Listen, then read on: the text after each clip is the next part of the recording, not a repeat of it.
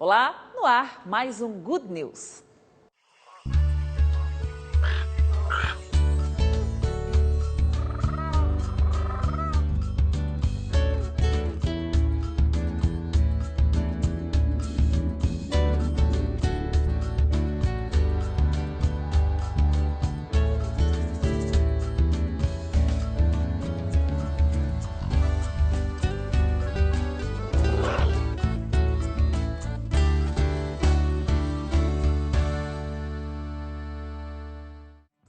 Energia limpa, renovável e rentável. No Good News de hoje te levamos para o Rio Grande do Norte, o maior produtor de energia eólica e também o estado que mais concentra parques eólicos em operação aqui no Brasil. Um ambiente privilegiado por natureza, conhecido por um local onde o vento faz a curva. Um recurso que não só faz mover os cataventos gigantes, como também movimenta a economia local. Prova disso, tem até plataforma marinha abastecida por energia produzida pelos ventos. Saímos de São Paulo, rumo ao Nordeste brasileiro. Nosso destino? Estado do Rio Grande do Norte, um lugar privilegiado por belezas. Em meio a paisagens urbanas, rurais e litorâneas, o vento marca presença. Que além de amenizar o calor, também traz prosperidade. A gente converte a energia de movimento dos ventos, né? O movimento do ar, converte a energia dos ventos em energia elétrica, passando pela energia mecânica. Então o vento faz girar as pás, e essas pás com um desenho do eletromagnetismo, né, se eu pudesse falar assim, converte a energia de movimento em energia elétrica. E assim o vento transformado em energia também gera renda e desenvolvimento para a região. Para entender melhor como isso é possível, viemos ao município de São Bento do Norte. Por aqui a paisagem de dunas ganha ainda mais movimento com este mar de cataventos gigantes. Este foi o local escolhido pela Companhia Paranaense de Energia para instalar 5 parques eólicos fora de seu estado de origem. Mais aqui para a esquerda nós temos o Parque Boa Vista, né, praticamente à nossa frente, e à direita, um pouquinho mais para ali, tem um outro parque chamado Farol. E aqui nós estamos dentro do complexo que nós temos outros 2 parques. Né? E tem mais um em construção aqui próximo. E tem mais um em construção, que as obras começam agora no final do ano. A Copel tem parque eólico no Paraná? A Copel tem um parque eólico no Paraná, pioneiro, bastante pequeno, chama Palmas, mas é de uma história anterior a essa história desses investimentos novos agora. Ele é bem pequeno comparado com isso aqui. E por que escolher o Rio Grande do Norte para investir? Porque o Rio Grande do Norte é o lugar que tem os melhores números de resultados de ventos do Brasil. Né? Várias empresas estão investindo no Rio Grande do Norte porque são os melhores lugares para ventos. Não à toa, o estado é conhecido pelo lugar onde o vento faz a curva, justamente pela posição geográfica. É beneficiado pelos ventos alísios, aqueles que nascem do deslocamento das massas de ar frio lá dos trópicos, zonas de alta pressão, para as áreas de baixa pressão aqui na faixa equatorial. Se olhar bem aqui, nós temos os parques, né?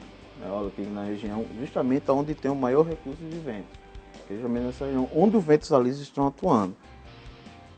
Que são os ventos que apontam dessa direção aqui, ele tem uma direção constante, ele não muda muito a direção. Isso é um fator favorável para a questão do vento ser forte e da montagem desses parques eólicos nessa região. Por aqui sobra matéria-prima para gerar energia limpa e incentivos estatais para a instalação de parques eólicos. Fatores que fizeram do Rio Grande do Norte o maior estado brasileiro em geração de energia eólica e também o que tem mais parques em operação no Brasil. Dos 275 parques que já funcionam no país, 85 estão aqui e geram juntos mais de 2.348 megawatts, o que corresponde a 35% do montante nacional. Um dos lugares melhores para fazer negócio em eólicas no mundo hoje é a Bacia de Vento do Rio Grande do Norte e Ceará. Por quê? Porque além de ter muito vento, vento constante, vento regular, vento de qualidade para a produção de energia eólica, ele tem um ambiente de negócio, um ambiente operacional favorável. É uma logística razoavelmente tranquila, as áreas são relativamente planas, você não precisa subir grandes serras e tal. Agora, gente, só na imagem não dá para ter uma noção do tamanho dessas torres, né? Mas se a gente ficar aqui do lado, olha só, eu, por exemplo, tenho 1,70 m. Quanto você mede, Dizemar? 1,85 m. 1,85 m. Sabe quanto que tem essa torre? 84 metros. É muito grande. Por que tem que ser tão grande assim? Na verdade, quanto mais alto, melhor para você aproveitar melhor o vento. O vento ele se distribui com melhor propriedade de geração, quanto mais alto ele tiver normalmente. Essa não é uma das mais altas, temos torres mais altas tanto na Copel quanto no Brasil e no mundo. Cerca de 86 países possuem usinas eólicas comerciais. A China lidera o ranking mundial e hoje é responsável por 29% da geração de todo o planeta. Também é a maior fabricante de aerogeradores. Atrás estão principalmente os Estados Unidos e países da Europa. Estas torres que vemos aqui, por exemplo, são de uma empresa dinamarquesa. É uma tecnologia importada ainda? Sim, é uma tecnologia importada, mas o Brasil montou um desenho bastante interessante. Por exigência dos órgãos governamentais brasileiros, todas essas empresas que são importadas, elas têm que montar máquinas no Brasil. O que significa que a tecnologia, ao longo dos anos, vai ficar no Brasil. Em termos de geração, o Brasil não fica muito atrás. Ocupa o 13º lugar no ranking mundial e segue em um ritmo acelerado. O Brasil hoje em dia tem números significativos de geração de energia eólica implantados, principalmente aqui no estado do Nordeste, né, bastante aqui no Rio Grande do Norte, comparado com outros países. Em 1990, o Ceará instalou o primeiro parque eólico brasileiro. De lá para cá, o investimento no setor não parou mais e já rende bons frutos. 5% de toda a energia produzida no país vem dos ventos, o que já seria suficiente para abastecer 24 milhões de pessoas, o equivalente a todas as residências do Rio de Janeiro, por exemplo. Os estados do Nordeste, em geral, isso também aconteceu com o interior da Bahia, isso acontece com o litoral do Ceará, com o interior do Piauí. Esses estados redescobriram seus potenciais energéticos no vento e no sol e passaram, portanto, a investir, a criar condições boas de investimento para os investidores dessas áreas, de maneira que eles estão se tornando gradativamente autossuficientes e autônomos em energia e também exportadores ou provedores nacionais numa região em que o regime hídrico não é muito favorável. Investimento que, segundo o presidente do Centro de Estratégias em Recursos Naturais e Energia, foi estimulado também pela segurança contratual. O governo federal, o Estado brasileiro, ele atua duas vezes nesse caso. Ele dá segurança de compra de energia através de um contrato de 20 anos conquistado num leilão competitivo, como se fosse uma licitação, e ele, ao mesmo tempo, ajuda a financiar a maior parte desse investimento realizado. A energia eólica ainda é vista por investidores como uma fonte cara. Só que, mesmo assim, Dilcemar venela um cenário promissor. Hoje a energia eólica já é competitiva com outras fontes de energia muito mais do que antes. E a velocidade com que os custos de produção estão caindo é bastante animadora. Ao sair das usinas e seus geradores, a eletricidade é transportada por cabos aéreos fixados em grandes e altas torres de metal. Neste parque, a energia gerada pelas torres é transportada por cabos subterrâneos até esta subestação e daqui o caminho continua. Um sistema que vai além do conjunto de aerogeradores. De olho no desenvolvimento, outros setores também passaram a investir e a explorar mais esse recurso natural tão abundante, capaz de gerar energia limpa. E para mostrar isso para você, nós viemos até a praia de Maracajaú e vamos navegar mar adentro para chegar até uma estação de mergulho que funciona com um gerador abastecido diretamente com energia eólica. Vamos lá? A atividade de turismo é apontada hoje no mundo como uma das principais atividades econômicas, né? E o Rio Grande do Norte, além de ter um potencial enorme, quase infinito para a geração de energia eólica, ele também é um estado que vive, tem no turismo como uma segunda atividade de renda. Foram 7 quilômetros percorridos na lancha. E então, nos deparamos com um visual paradisíaco, de águas claras e cristalinas. O administrador da empresa responsável pela plataforma explica que o local recebe até 1.000 turistas por dia. A demanda exigiu uma estrutura melhor, que oferecesse mais conforto. Mas como dispor de energia elétrica em alto mar sem agredir o ecossistema? Geradores movidos a combustíveis fósseis? Nem pensar. E como aqui nós temos aqui som,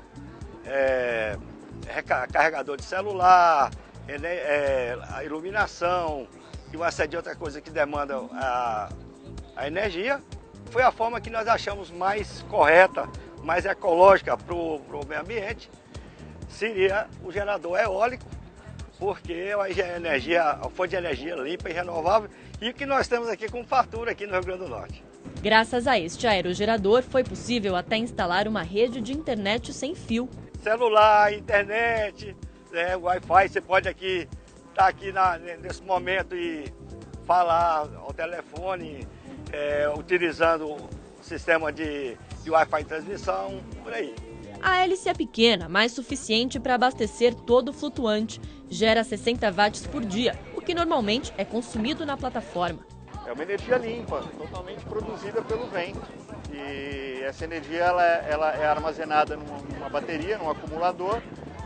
Na medida em que há demanda, ela vai sendo consumida e automaticamente o vento repõe. Então é quase um sistema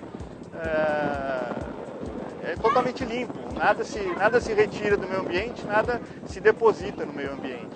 E a preocupação da empresa com as questões ambientais vai além. Nós tivemos bastante cuidado na construção desse novo flutuante aqui, que esse flutuante é mais recente. Ele é todo de fibra de vidro, ele dá uma manutenção menor, não há necessidade de pintura, constantemente vai estar poluindo, né? E outras necessidades que nós temos aqui. Nem precisa dizer o quanto a natureza agradece. E por falar nela...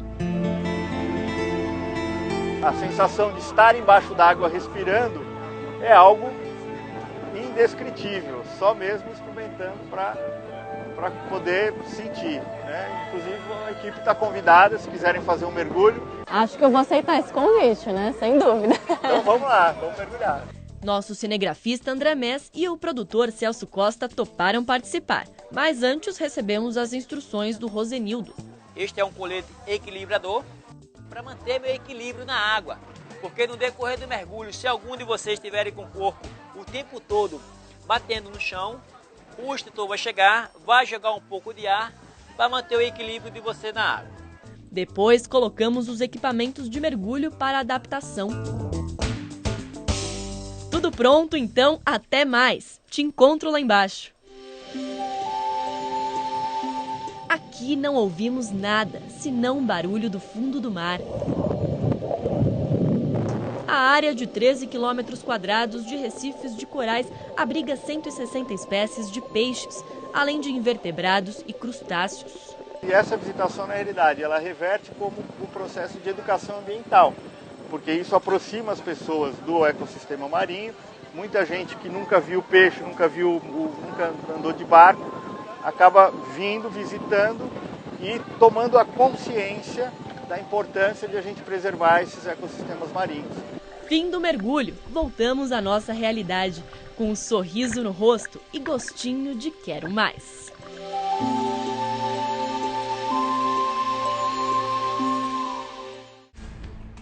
E você vai ver daqui a pouco aqui no Good News.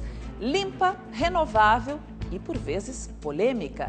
Os cuidados necessários na implantação de parques eólicos para não agredir o meio ambiente. O Good News volta em instantes.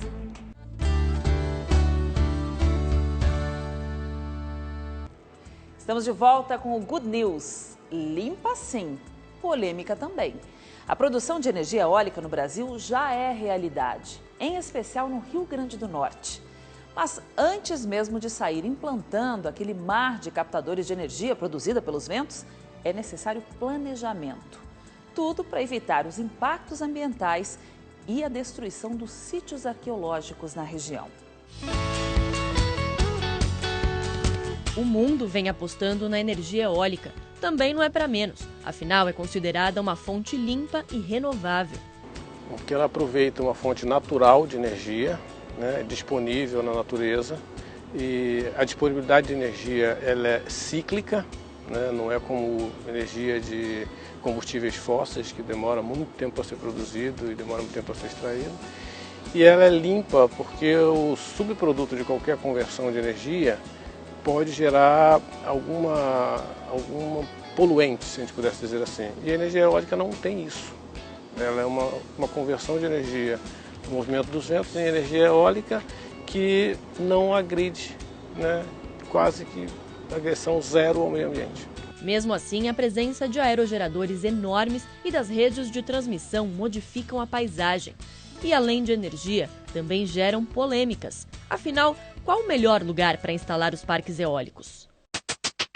No caso deste parque, a combinação vento e areia gera mudanças constantes no posicionamento das dunas. Por isso, é preciso fazer um trabalho diário com tratores para tentar conter essa movimentação. Esse é um trabalho que precisa ser feito sempre nas dunas, por conta da movimentação de areia? Esse aqui é um trabalho que a gente chama assim, de um trabalho inicial, onde a gente faz a questão de remoção de dunas para permitir o acesso das equipes de operação e manutenção às torres. Mas nós temos um plano que está sendo apresentado ao órgão ambiental, que é um plano de contenção de dunas, né? Muito provavelmente nós vamos, uma das ideias, cobrir essas dunas com algum tipo de vegetação. Essa é uma proposta, né? Que provavelmente o órgão ambiental tem que aprovar, para evitar que a duna se movimente. Segundo esta promotora de justiça da área ambiental do Rio Grande do Norte, para garantir a sustentabilidade do processo é preciso cautela. A energia eólica é uma coisa maravilhosa. Todos nós queremos energia eólica. Sabemos que temos que diversificar nossa matriz energética, temos que ter energias renováveis e precisamos ter uma segurança energética. Só que, como para tudo na vida, você precisa ter critérios, né? Critérios de escolha de projetos, critérios de instalação de projetos em determinadas áreas. Um estudo do Centro de Energia Eólica da Pontifícia Universidade Católica do Rio Grande do Sul apontou que a instalação de parques eólicos em áreas de migração ou reprodução de aves ou proteção ambiental podem acarretar na morte de diversas espécies. O Rio Grande do Norte tem rota migratória aqui, principalmente no litoral setentrional. Não sei se você sabe que os morcegos todos, só pela tensão gerada pelos aerogeradores, os morcegos morrem. Porque a tensão energética que há no ar, no espaço, rompe todos os vasos dos morcegos. Aqui não vimos aves, mas durante a visita percebemos a presença de alguns mamíferos na região, cavalos, cabras, que convivem com o processo de geração de energia. Alguns animais desses são de propriedades dos nossos arrendantes. Então, alguns tinham um pouco mais de animais, outros menos animais. Alguns deles conseguem chegar muito próximo das torres. Nós temos algum tipo de proteção para que eles não se machuquem, né? A torre é desenhada para isso e temos alguns mecanismos para isso. Mas não podemos ter nenhum tipo de agressões ao meio ambiente. Pensando nisso, pesquisas já discutem novos modelos de aerogeradores, como mostra o professor de Engenharia de Produção da Universidade Federal do Rio Grande do Norte. Em um mercado onde a área geográfica é curta, é pequena, precisa-se de um tipo de aerogerador com seus pás de forma diferenciada. Então, isso vai acabar adequando-se, né, no futuro, vamos falar assim, os formatos dos aerogeradores que conhecemos irão mudando ou se adequarão de acordo com as necessidades geográficas do mercado. Ele explica que já existem outros modelos em teste, mas por enquanto este, com uma torre e 3 pás, é o que predomina. Então, o cuidado ainda deve vir na escolha dos lugares onde eles serão instalados. No Rio Grande do Norte, muitos projetos já migram para regiões serranas. Mas a maior parte está concentrada no litoral.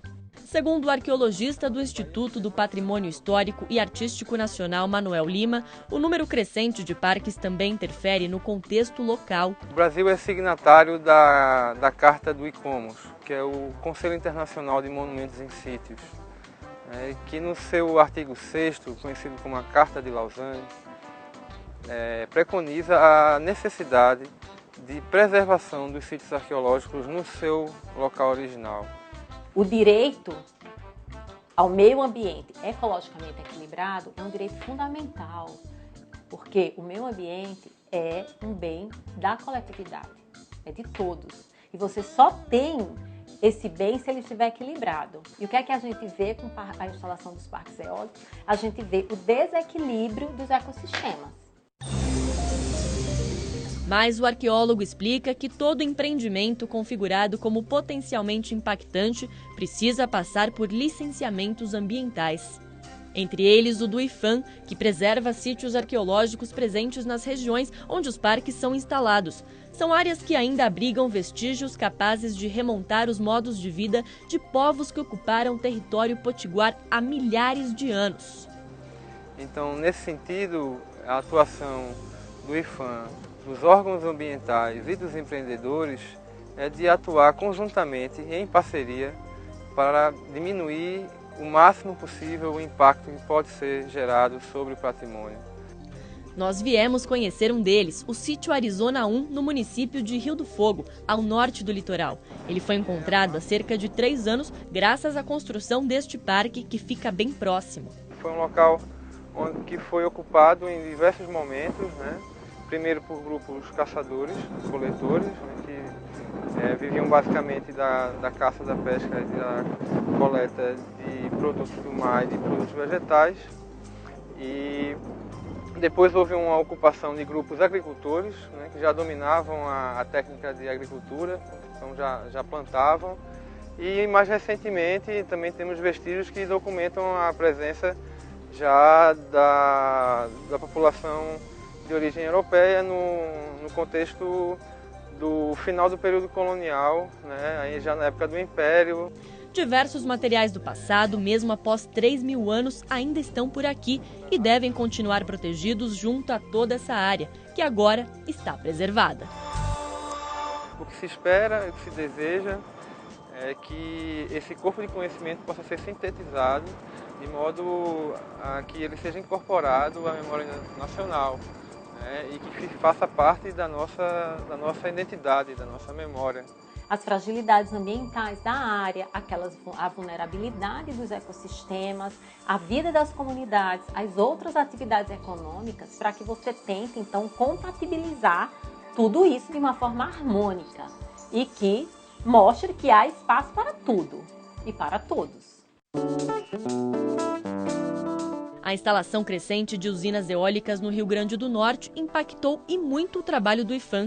Hoje, 98% da demanda do Instituto no estado vem desse setor, o que para este professor e arqueólogo da Universidade Federal do Estado foi bom. Ele afirma que a arqueologia também se expandiu como mercado e área de conhecimento. Grandes áreas foram atingidas por esses empreendimentos, então necessariamente essas empresas que realizaram os empreendimentos, elas, vamos dizer assim, financiaram pesquisas que, se fossem pesquisas feitas no formato que nós tínhamos antes, levaríamos muito mais tempo.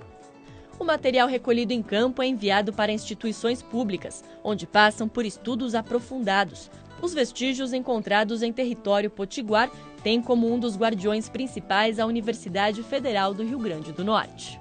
Você tem uma quantidade maior de sítios identificados e uma quantidade maior de material arqueológico. Então existe, por exemplo, se eu usar como exemplo o material cerâmico, o conhecimento que nós temos hoje, a partir dos relatórios dessas pesquisas feitas nas áreas que foram atingidas pelo empreendimento da energia eólica, a quantidade de dados que nós temos é muito maior. E no próximo bloco, plantação de cataventos e economia de vento em popa.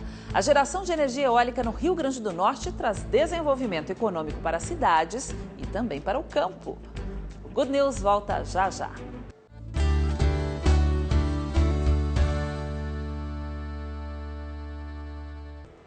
Estamos de volta com o Good News. No Rio Grande do Norte, quando se pensa na produção de energia eólica, logo vem à cabeça conceitos como limpa, renovável. Mas este sistema vai além. Também pode ser sustentável. Afinal, ajuda no desenvolvimento socioeconômico das cidades e, por que não, das áreas agrícolas.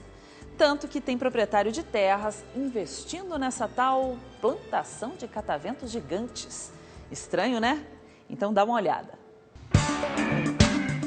Uma energia sustentável e democrática, capaz de dar espaço para todos se manejada de forma adequada. Assim é vista a eólica por muitos especialistas. O produto do setor da energia eólica já por si mesmo, né, uma energia limpa que contribui para a sustentabilidade, porém, se trabalhado na sua própria cadeia produtiva, ele pode tornar ainda mais sustentável a seus stakeholders, aqueles que participam dessa cadeia. Né? No caso, aqui no Brasil, as comunidades próximas onde estão inseridos os parques eólicos.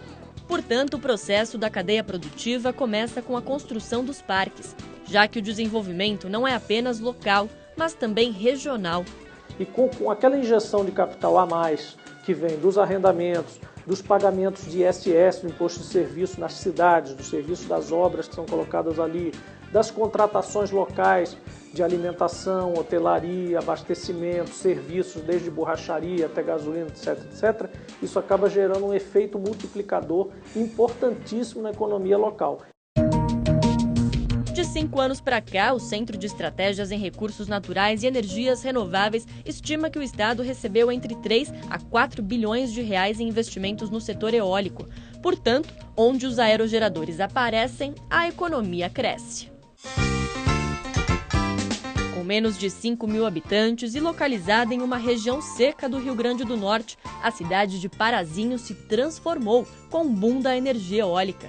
Alexandre, que até então não tinha nada a ver com isso, viu em 2011 uma oportunidade.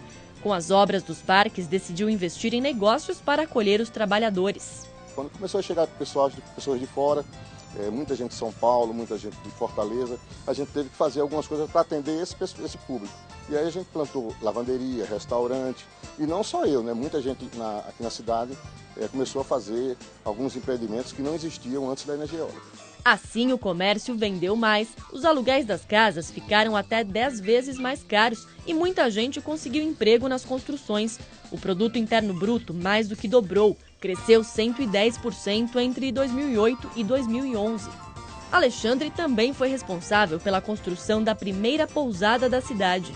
Hoje, Parazinho não tem só essa pousada, nós fomos os primeiros, mas Parazinho hoje tem algumas pousadas. E hoje nós estamos com ocupação, a minha praticamente está toda ocupada. Nós temos 21 apartamentos, estamos com 20 ocupados, nós gostamos de deixar um, e às vezes chega um amigo, alguma coisa, a gente tem um apartamento para atender, a gente não ocupa direto. Estes armadores vieram de outras cidades potiguares até João Câmara, onde estão trabalhando na construção de uma subestação. Para a gente é muito bom, porque a gente é o sustento das famílias nossas. Aqui eles alugaram uma casa para a temporada de trabalho, mas pelo jeito não vão ficar por muito tempo. A gente vive no trecho, no mundo, realmente. Entendeu? A gente passa 6 meses aqui, passa 1 ano fora, depois volta para casa de novo. Pronto, a gente amanhã mesmo já estamos indo para casa. Final de semana não tem hora extra, a gente vai para casa. Fica perto, dá o quê? 130, né? Uns 130 quilômetros e a gente vai para casa. Trabalha duro, hein? Duro, e muito. Dá para tirar quanto por mês? Quando a gente pega uma empresa boa, dá em torno de 3.500, 4. Como aqui tem um parque, 50 bases, torre dessas, a gente conclui e sai para outro canto. Tem essa subestação que nós temos aí, que aqui todos a gente somos armador e carpinteiro.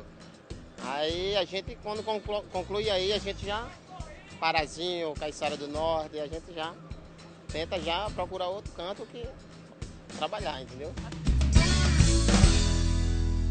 Diversas famílias aqui do povoado de Queimadas, em João Câmara, foram beneficiadas com o investimento na indústria eólica.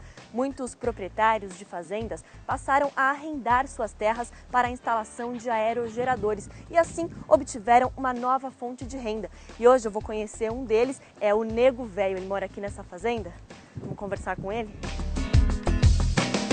O agricultor Francisco Ferreira, conhecido como Nego Velho, ajuda a entender o sopro de mudança que a energia eólica representou para os proprietários de terras.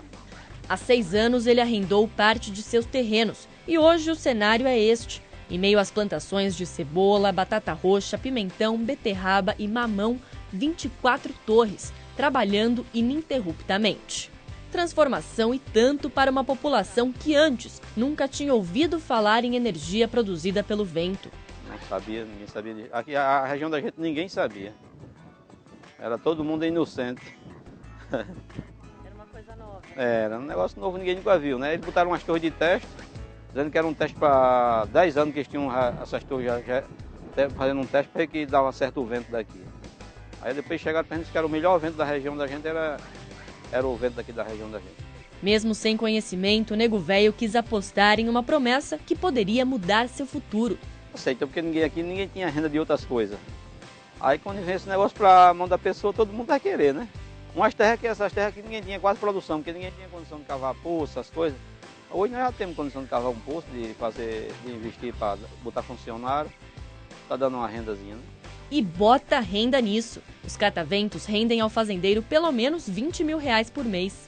Tem torre que dá 900, tem delas que dá 800, aí ela varia, não é tudo um preço só não. Porque vai para um leilão, vai um ano, aí a outra sai para o leilão e outra, aí a energia cai o preço. Nós não temos direito da energia que nós estamos, é fabricada no nosso terreno, mas ninguém tem direito a ela não. Ela vai ter que exportar para fora, né? Luzivan tem uma história parecida. Na mesma época, arrendou parte dos 414 hectares de terras que tem para a instalação de 19 aerogeradores. O contrato trouxe cerca de R$19 mil mensais, que agora são investidos na propriedade. Sem dúvida, essa renda é não só para mim, mas para os trabalhadores também, porque aqui a gente dá emprego, vamos dizer assim, a 5, 6 pessoas diariamente, né? Então, de qualquer maneira, é uma renda que a gente recebe, mas distribui. E também na família. Temos também, por exemplo, um filho que faz faculdade de Natal, né? Ele cursa engenharia civil. Então essa renda veio também a calhar, né? Veio também a me ajudar a isso. Tem um filho aqui que estuda também em colégios particulares. Tudo isso nos proporcionou coisas melhores. E os bons ventos que sopram por aqui ainda devem gerar mais desenvolvimento. Nos próximos 4 anos, serão 66 bilhões de reais em investimentos, já garantidos por contrato. Só no ano passado, o setor gerou 40 mil empregos diretos e indiretos e deve gerar mais 200 mil para dar conta de todos os projetos. A geração de energia eólica ela consegue chegar em regiões diferentes, onde a gente não tem, por exemplo, disponibilidade para geração de energia hidráulica, como é o caso aqui, por exemplo, onde nós estamos. E qualquer investimento de grande porte traz benefícios sociais, científicos e tecnológicos, econômico-financeiro, porque ignita alguma atividade econômica que ou não exista ou seja precária. Então, todos esses aspectos, né, ajudam a distribuir melhor, né, eu diria, qualidade de vida para todos os povos brasileiros e para as regiões onde a gente estava afastado. Para mim foi bom demais. Melhor do que isso não tem não, só no céu quando eu chegar lá. Aí da gente, se não fosse essa energia eólica.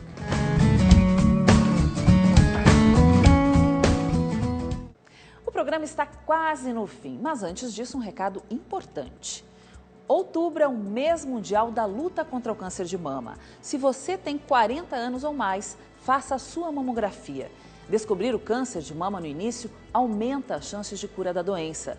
Participe você também dessa batalha e ajude a população de baixa renda a realizar este exame tão importante. Para isso, basta ligar 0500 111 1010 para doar R$10, 0500 111 1015 para doar R$15 ou 0500 111 1030 para doar R$30. Neste Outubro Rosa, tenha um olhar do bem. Junte-se à Rede TV e Américas Amigas nesta luta. Good News fica por aqui. Até semana que vem. Tchau.